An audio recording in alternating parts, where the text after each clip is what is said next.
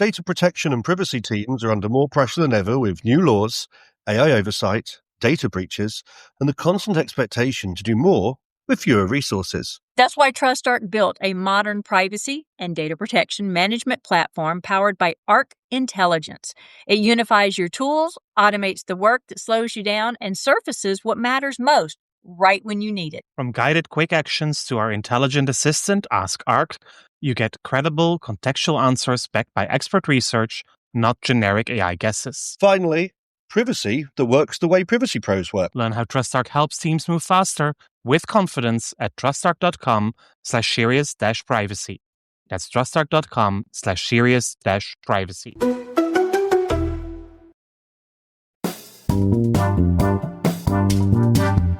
This is Serious Privacy. Here are your hosts, Paul Breitbart and Kay Royal.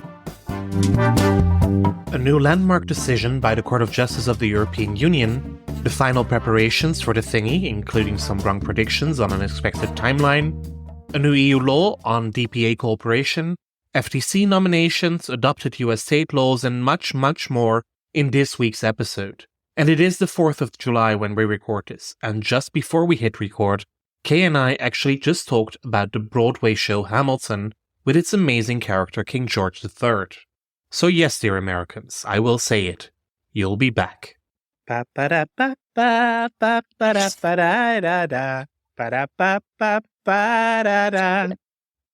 a reason I love you. My name is Paul Breitbart. And I'm Kay Royal, and welcome to Serious Privacy. Paul and I were just saying there is so much that has happened in the last 24 or 48 hours that, oh my gosh, we're just going to jump in here and get started. But first, Happy 4th of July. Happy 4th of July, exactly. Our Independence Day. I should have to have the question around the holiday, but I don't. So here we go. This one should be appropriate. Do you need a cold shower? In general or just right now? I'm taking it as right now because Arizona's under a heat advisory at 110 or something. So, which is, hold on, for most people, let me convert that to Celsius for you. I think it's somewhere around 38, 39, or maybe 37. Oh, it's 43. Excuse me. It's 43 degrees Celsius. That means that I would need a cold shower for sure. In general, I could do with one right now as well because I dressed too warm to the office today. Because this morning it was cold and windy and stormy and rainy, and now suddenly it's warm. Layers. Welcome to Dutch summer. But in general, I'm not the biggest fan of cold showers. I prefer tepid at the coldest. Tepid at the coldest. I like that. Same way. I don't even take cold showers. You don't do cold. I don't do cold. I don't do cold showers. I see people posting about these ice baths they take, that they buy them deliberately. Maxim, one of the dancers off Dancing with the Stars, and I think he's from the Ukraine. I started following him when he was posting updates to the Ukraine because I think he was over there. But anyway, he was just posting about buying this fabulous ice bath thing and I'm like, no, why? Well, apparently you can learn it. You can train it. A friend of mine always really hated the cold. He couldn't stand it. And he took a course actually with one of the ice masters that we have here in the Netherlands, who was also training people to take these cold baths. And apparently it is something you can get used to. I'm not sure whether I would like it. I hear it is, and I hear that it has phenomenal health benefits. But yeah, I don't think that's going to be one of the things you're going to convince me to try. So, all righty. So, tons of stuff happening in the past 24, 48 hours. My brain is exploding with it. So this is one of those weeks in privacy that is just going to come at you hard and heavy. Last week had a lot of stuff that was happening as well. But this is like bam, bam, bam, bam, bam. So let's start on your side of the pond this time. Well, okay. So this morning, it's the 4th of July, so people will listen to this a bit later, but this morning, we saw the release of, first, a decision by the Court of Justice of the European Union in the Bundeskartellamt case against Meta, which is the German competition case. And about 30 minutes later, we saw the new GDPR procedural rules proposal also being published. So those two came immediately back to back and are both massively influential in the application of the GDPR. Yeah. So where do you want to start? Let's start with Meta, because that one's interesting because it goes against their personalized advertising again, which I think this one hits them pretty hard about. They can't have any basis except consent is essentially what I believe it comes down to. Yeah, that is one of the many things that the court says in this decision. Again, I have read it only once, so much more fine-tuning and digging that I need to do. But it's true. First of all, this was a case from the German Federal Cartel Office looking at Facebook's profiling and advertising practices for private users. The German Federal Cartel Office has held before that they are competent because Facebook, by ignoring data protection rules compliance, basically has a market share that they shouldn't have if they would play by the rules. Right. Or at least their market power would be different if they would play by the rules. So in US lingo, basically the German Federal Cartel Office said these are unfair and deceptive practices, like the FTC could say. The question, first of all, was before the court, can the German Federal Cartel Office actually say that? Because this is a data protection case. This is GDPR. Right. The court says, well, in this case, they can, because the focus of the case was not so much about GDPR compliance or imposing restrictions on interferences with the GDPR. They were drawing conclusions on the application of the GDPR for the market power of Meta, in this case, Facebook. And in that light, yes, the cartel office was able to also include the GDPR and the consistent application of the GDPR into their considerations about market power and compliance or possible abuse. At the same time, the Court of Justice also said, should there have been already another case in Germany or in the European Union, for that matter, on the same merit, then that should be taken into account. Then the cartel office could not just ignore that case and draw their own conclusions. So they are to some extent bound by that one-stop shop under the GDPR, that if there is a decision already, they cannot just ignore that, but they can use it, of course, in their findings on a dominant market position. When it comes specifically to the processing of data for behavioral advertising and personalized advertising in general, also there the court has said, indeed, as you already mentioned, you cannot just do that on the performance of a contract, and you cannot do that likely on the basis of a legitimate interest. I mentioned the likely because the court leaves open some very small margins of maneuver whereby certain legitimate interests could prevail. Okay. But basically they looked at not just at Facebook's advertising practices, but at more also for security and for product improvement, other legitimate interests. And for most of them, the court says it is unlikely that Meta's legitimate interest would prevail over the rights of the individual user. And that means that it is not so much the legitimacy of the interest that is the problem, but the balancing test that goes. It just doesn't prevail over the fundamental rights.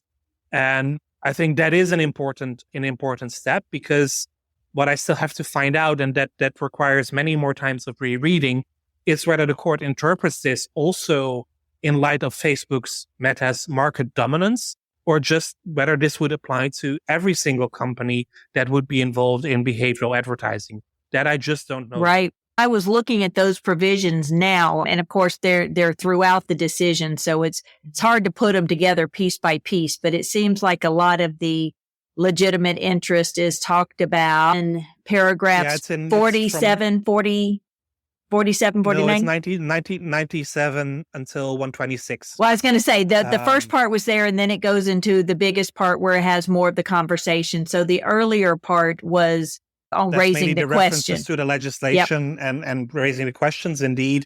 And the substantive review, it's questions 3 and 4 that are the core of this discussion, at least, that have been put to court, is as of paragraph 97 and beyond.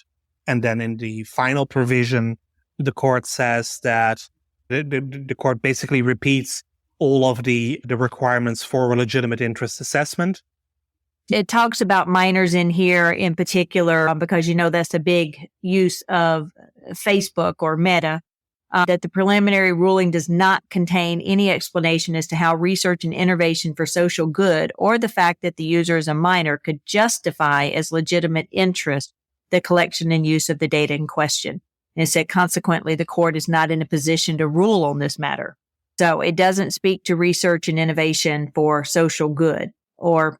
No, they do not. And that is because the lower court that referred the case to the Court of Justice of the European Union didn't look at that. Just included insufficient detail in the referral. Yeah. So I'm sure there will be follow-up cases on this one as well, but it is a major milestone. Also, because now the Court of Justice has held that competition authorities can also look at data protection infringements if that leads to market dominance. Yeah. And thus to a non-level playing field and unfair and deceptive practices. Right. And that can be significant because competition fines can go up to 10% of global turnover, whereas GDPR fines, as we all know, can go up to 4%. That is a whole big difference. And also competition authorities in general do not shy away from massive fines. So this could be a big one. This absolutely could be a big one. And there is less of a one-stop shop as well. Yeah, absolutely. Agreed. Okay. So speaking about the one-stop shop, we also got today the GDPR procedural regulation in draft still, proposed by the European Commission. We knew this was coming for a while already. Basically, during the first review of the GDPR that came out in 2021, I believe, it was already one of the conclusions from the European Commission that the procedural aspects of cooperation between data protection authorities in cross-border cases were not harmonized, which is true because they are all subject to administrative procedural law, which is not in scope of the EU treaties. So the Commission has been thinking from that time onwards to see, can we do something here? Can we make some changes? They decided not to open up the GDPR, but to introduce an accompanying regulation, so a new law with direct effect to clarify some of those more procedural aspects on how data protection authorities cooperate. One of the proposals is that both the individual filing the complaint and the parties under investigation should be heard throughout the whole process. So whenever there is a relevant development, whether that is drafting the outline or drafting the first conclusions or determining the fine, there is a right to be heard for both the complainant and the supervisee. So that's one. The other part, much more vital, I think, relates to the cooperation between the data protection authorities themselves. And this also addresses the issue you may recall from the Irish Twitter case, where the Data Protection Board said, well, we disagree with the scope of the investigation. Dear Irish DPC, you should have had a much wider scope than just the one data breach that Twitter reported. You should have looked at all of Twitter's data security, which, according to the Irish DPC, would interfere with their independence. That issue is now sort of solved in this new regulation, because early on in a cross-border investigation, the lead DPA must send a so-called summary of key issues to the European Data Protection Board, identifying which elements will be subject to their investigation and also their initial views. And that gives the opportunity for the other data protection authorities to say, hey, we disagree with that. We want to discuss that. And as with all GDPR debates, that should come with the so-called relevant and reasoned objections. So they should motivate why they disagree with that. And this could also lead to an urgency dispute resolution decision before the European Data Protection Board. So that means that DPAs early on in the process can already say, hey, we disagree with the scope, or very interesting what you are proposing, but we want to be part of the team. Much easier than is currently the case under the existing rules. So that might change also how investigations are conducted for the data protection authorities. And I think that is probably, for me at least, the biggest change in this whole procedure. What I'm not too sure of is that the regulation also recognizes the so-called usefulness of amicable settlements instead of enforcement. I think that is each to their own and really up to the data protection authorities. I don't think we need the European Commission to say that amicable settlements could be useful. But what I, for example, did not see is the requirement to make those public. So maybe there will be some moments also for input on this whole process on how to deal with these cross-border cases, because I think that is also an important step. Okay. And this will now go into the whole legislative procedure, which will take a while before it's Right. fully completed. Also, let's not forget, we are just before the summer break in Brussels. Right. Member States, European Parliament leaving for summer vacations. So this will likely not be discussed until September. And let's also not forget that Parliament will rise somewhere in March before the European elections that we have in June of next year. So the chances that this will be wrapped up before the European elections, in my view, are zero. Then in December so when you next say year, it might we'll get take new a while, European Commission. that means a while. That means a while because we have political changes in between as well, which are never useful in these kind of discussions. So I don't expect any of this to materialize for a political agreement before 2025. Okay. But we'll see. Maybe everybody falls in line, stands behind this and says it's wonderful. So far, that's not the case because, for example, Johnny Ryan of the Irish Civil Liberties Organization has already started criticizing the proposal because he considers that it will strip complainants actually of their right to see and respond to what the companies or public bodies under investigation say about the complaint. I don't read that yet in the proposal, but also here, I've only read it once, so maybe I've overlooked something. That's very possible. So the first criticism is also there, but we'll see how it will evolve. Okay. Significant movements indeed. Okay. What do we have? We have one other thing on your side of the pond that was pretty significant, didn't we? Yeah, we have one, and then we have one cross-border thing that is also significant. Yes, the cross-border thing is significant, but go to the other one. But the other one is actually from last week, and that is the decision by the Irish government and the Irish Parliament basically for gag orders during a DPA investigation. I missed that one. The DPC will now have the possibility to say that information that is shared during the investigation, whether that is shared with the company under investigation or with the complainant, that cannot be further circulated. I did not miss that one. This is basically prohibiting published documents from being shared, right? Exactly. Okay. Yeah. I did not miss that. This is basically the Irish government being annoyed that NOI publishes all the documents out of the DPC proceedings online. They don't like that. They don't want that. And now it's also part of the legislation that the DPC can at least block that if they want to. Yeah. So that was interesting when I saw that. You're right. So that's a nice segue over to the thingy because back in May, which seems like it was so long ago, but I mean, it was just, 7 weeks ago, maybe. Back in May, I believe the European Commission or the European Parliament, adopted the EU-US Data Privacy Framework Resolution officially. That was on May 11th during a plenary session, which was really good.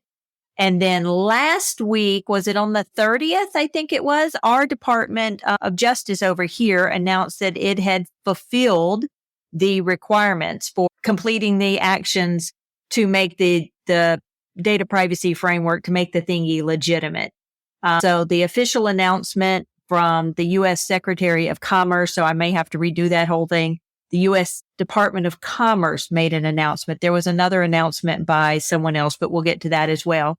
But the U.S. Secretary of Commerce, Gina Raimondo, issued the following statement that the United States fulfilled its commitments for implementing the EU-US Data Privacy Framework. That was announced back in March of 22. It represents the culmination of months of significant collaboration between the U.S. and the EU and reflects our shared commitment.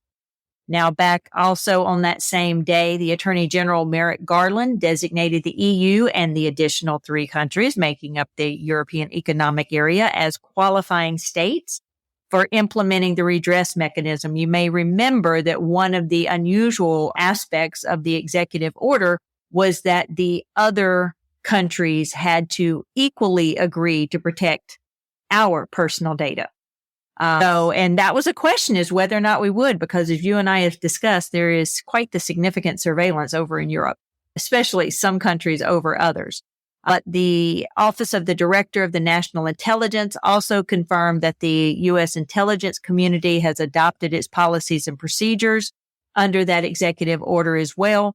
So it looks like we are moving forward with the thingy pretty significantly.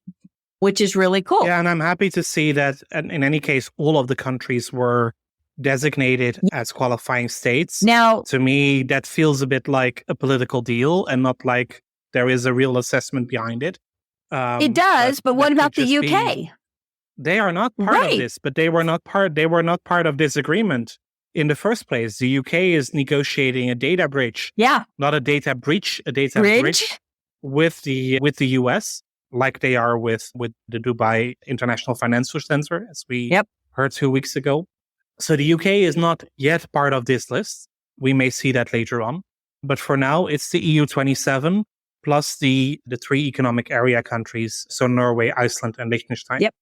And those are then the first in the world to be qualifying under Executive Order 14086.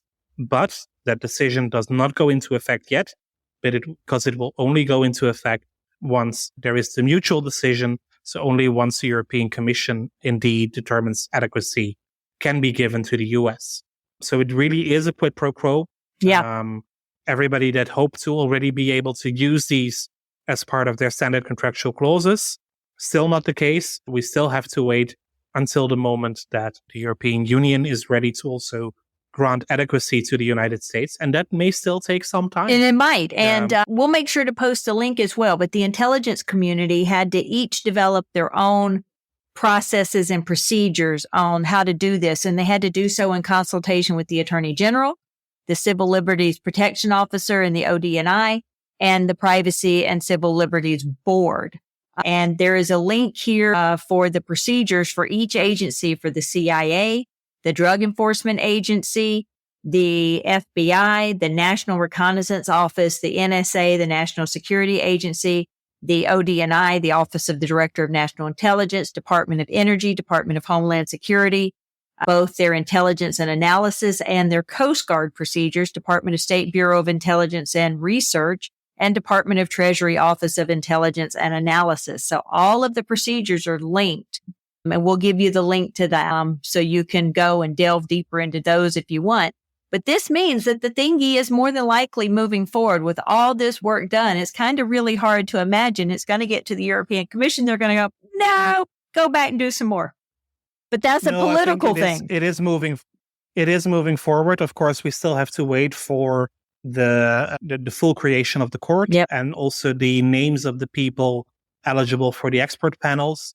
So I think the Commission will still be waiting for those. Maybe some further behind the scenes talks are ongoing for further clarifications as requested by the European Parliament and especially the European Data Protection Board. So some people speculated online today that we will see the formal adequacy decision next week. That is unlikely because the member states still need to give their agreement, and that meeting has not been convened yet. So it will take at least a few more weeks. But I think we can also be quite certain that we will not have to wait until November, as others speculated, before this is a done deal. So maybe by the end of the month, before Brussels really goes on summer holiday, is still a feasible target. And that means that the Commission would then have their before the summer edition. And that means that we have only waited 3 years since the annulment of Privacy Shield for a replacement to be in place. Yep. Absolutely. Well, speaking of appointing people, President Biden did appoint 2 new regulators to the FTC. He appointed 2 Republicans. As you may remember, we had one that, was very vocal about her displeasure with the chairman. So we actually have 2 new Republicans. He appointed the Virginia Solicitor General Andrew Ferguson and the Utah Solicitor General Melissa Holyoke to fill the 2 Republican slots at the FTC. Now, you may remember the FTC is very active in privacy investigations and enforcement, but that is not their main job. They have quite a few of other things that they take care of, a lot of things that are in motion right now. Right now, there's a current one. They've sued to stop Microsoft's $69 billion deal to buy Activision, and they're awaiting a court decision in it. But some of the things that they've done this year included the Amgen purchase of Horion Therapeutics, purchase of Intercontinental Exchanges of Black Knight, They're also fighting Illumia over its purchase of Grail. There's a whole bunch of things that the FTC does, but this is significant that they're balancing as they're required to do and appointing the two Republicans to there. So this would be really interesting to see this. Every time you get new commissioners on the board, you'll start seeing a different flavor of priorities. And that's also in addition to the different priorities you see under the different administrations. So everybody brings their own thing to it. But it's significant that that those two Republicans have been appointed now. Have they been appointed or have they been nominated subject to Senate confirmation? He's nominated them and they still have to be confirmed by the Senate. Yes. There was also one that popped up, and I just happened to have this open at the same time as Biden that I didn't mention, but it came to mind with the FTC because the FTC enforces COPPA, the Children's Online Privacy Protection Act. Mm-hmm. And we're starting to see a lot of conversation around that because California adopted the age-appropriate design code very much after the UK age-appropriate design code. And with this, there's a lot of talk about raising up the age of COPPA. COPPA is under 13 right now. And every state in the U.S., which, by the way, there's a new state probably about to pass their privacy laws, Delaware. It came out of their two houses. But you got more coming down the pike. I think we're up to like 12 now. But every single one of them recognizes children's data as being sensitive data. Most of them actually define the age of children's data as being under 13, which is what COPPA does. But there's a couple of them, one in particular, and I can't recall who it is, that actually defines it as defined under COPPA. And there's been a lot of conversation lately about raising the age of COPPA up to under 15 or under 16, kind of like what California has done. There are certain things for under 13, and then there are those 13 to 15 ages that you have to do other things with about opting into their data and all. So it could be that COPPA raises its age. And if so, most of these states will have to go through and raise their age to match COPPA. I like the ones that put in the provision that the definition of children's data matches that as defined by COPPA. So I think that makes... Yeah, I mean, that would make some consistency, right? It does. Similar consistency as we are missing in the European Union with all the member states. Yeah. With all the member states actually picking their own age for children's consent, for example. Well, yeah, and that was why it made me think of France. So France just approved a new law. It still has to go through final approval, like requiring social media platforms like TikTok and Instagram to obtain parental consent for those under 15 years of age. So it's going through and is doing all this. And not only if it's approved, websites and apps will have a year to comply with the policy for new subscribers and 2 years to apply the requirements to existing users. Sites in theory are closed to those under the age of 13. But now they're saying that since more than half of the children aged 10 to 14 use social media, they want them to get parental consent, but they also want them to limit the time that children can spend on their sites. Now, that may sound familiar because we've had another law like that has been passed, and I'll have to pull up exactly where that was, that limited the ability of children to use TikTok to a certain number of hours a day. Of course, parental consent can go in and turn that off. So it is interesting. Wasn't that in China? No, me neither. TikTok is a Chinese company, but then just because it's a Chinese company doesn't mean that regulators aren't concerned about what the children do on it. So that could be. But it made me think of that because of the children. Now, the one thing that I find interesting is that most people need to realize this is not data on children. It's data from children. So parents who share their children's information on social media, like the episode we did early on sharenting. On sharenting. Right, which is becoming a bigger and bigger issue. We were early on that issue, actually, but it seems like it's become... Well, mainly our guests. Our guests were early on, exactly. And we'll need to follow back up with them to see if they've researched further on this or made any further advancements on it. But you're seeing it come out from more and more researchers.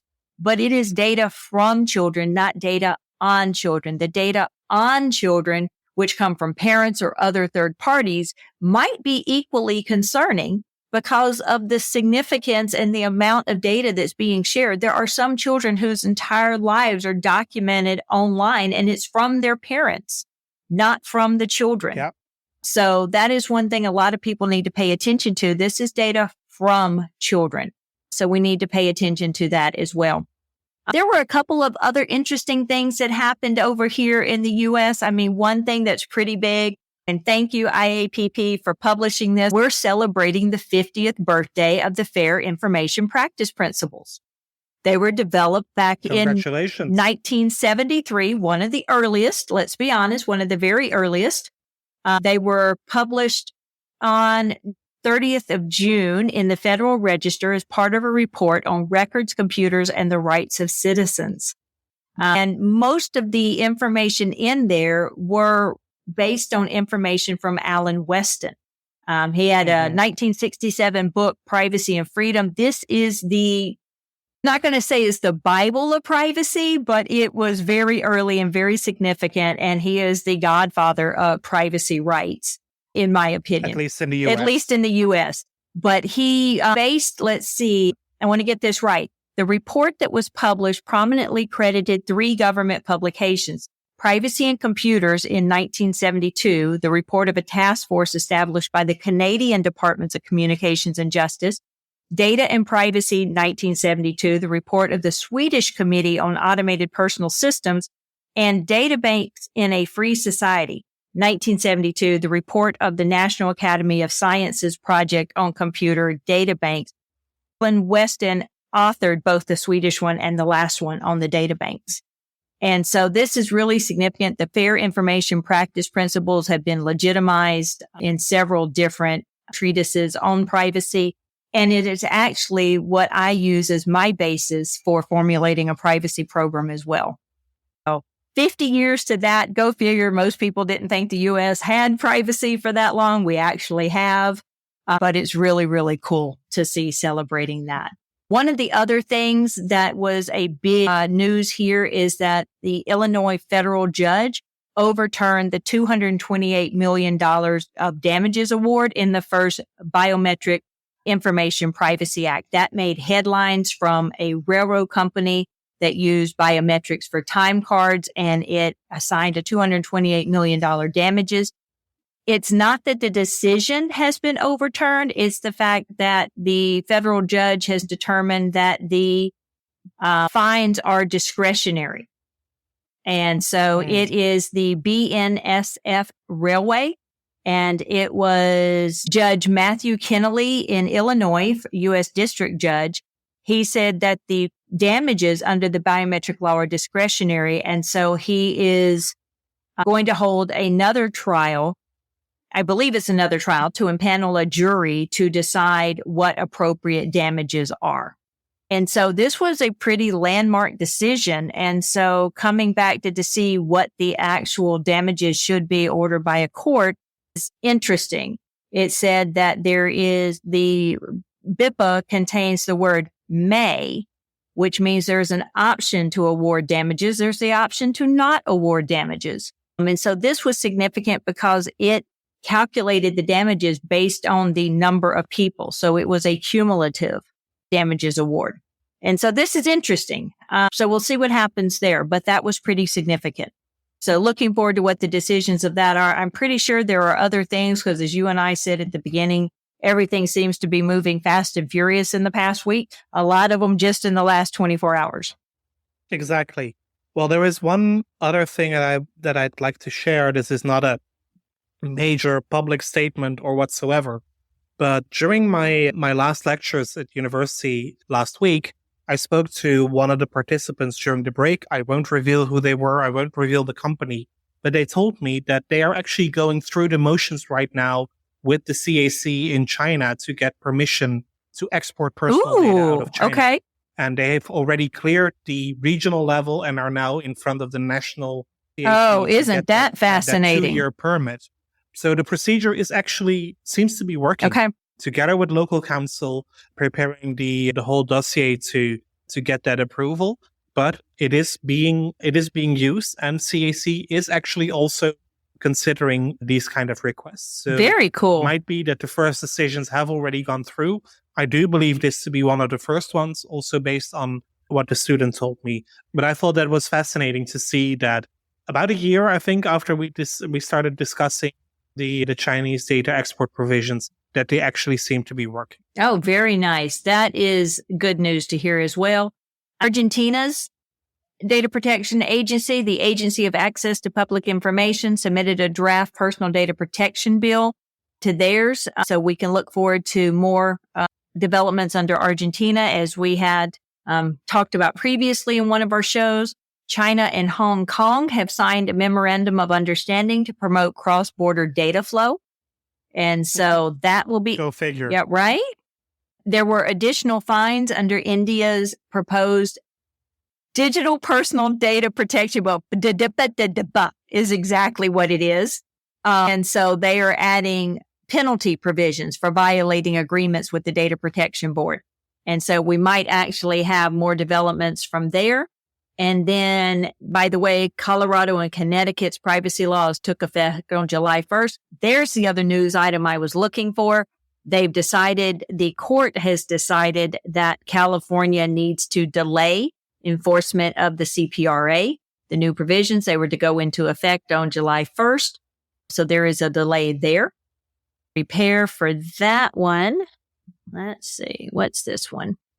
Was it Nigeria? Is that what I saw the news out of? I think I saw Gabriella. I have no idea. I think Gabriella may have posted something on Nigeria and basically looking into it because the Nigerian DPA nixed is the word that is used, nixed the bank directive to collect customers' social media accounts. So it was a directive that was issued by the Central Bank of Nigeria to collect their customers' social media handles. It was ruled illegal by the Data Protection Commissioner. So not that is huge, huge news, but we always love it when there are clarifications, especially when something like, using people's social media handles from banking in financial transactions. So that's interesting there as well. I'm sure there are other things that have happened in this past week all over the world. We're bringing some fabulous guests on in the next few weeks, so look forward to hearing from them as well. And if there's a topic in particular you want us to talk about in depth, let us know as well. Just to make sure y'all know, we are monitoring the privacy law developments in the United States and all the states that have passed. So at the end of this year, when all the states are done with their privacy legislation, we will do a show for you analyzing the different state privacy laws and what's gone into effect, or when they will go into effect and what the differences are. And on that note, we'll wrap up another episode of Serious Privacy. Thank you, as always, for listening to us and sharing this episode with your friends and colleagues who are also very much into privacy and data protection developments. Join the conversation if you want on LinkedIn. You'll find us under Serious Privacy. You'll find us on Twitter and Mastodon. Myself as Europol B, Kay as Heart of Privacy, the podcast at Podcast Privacy. You'll find us. You know where to find us. You can't miss Until us. next week. Goodbye. Bye, y'all. That was Serious Privacy.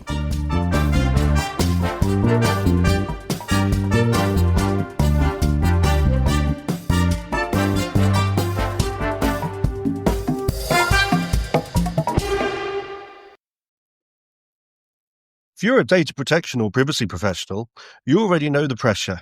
Non-stop regulatory change, AI oversight, internal demands, and the expectation to somehow stay ahead of it all. And the old patchwork of tools just isn't cutting it anymore. No.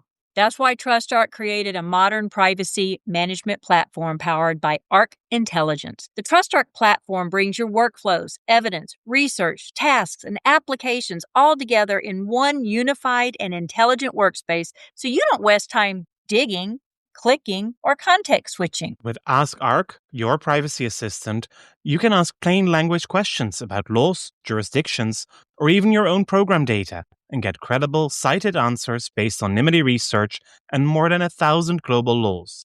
It's explainable, transparent, and purpose-built for data protection and privacy. So if you need to add a vendor, create a cookie banner, or start an assessment, quick actions take formally complex tasks, turn them into bite-sized guided workflows to save you time. It's a platform that thinks like you, works like you, and helps you move faster with confidence, whether you're a seasoned DPO or you're just getting started. See how modern privacy gets done. Explore Arc at trustarc.com/serious-privacy. That's trustarc.com/serious-privacy.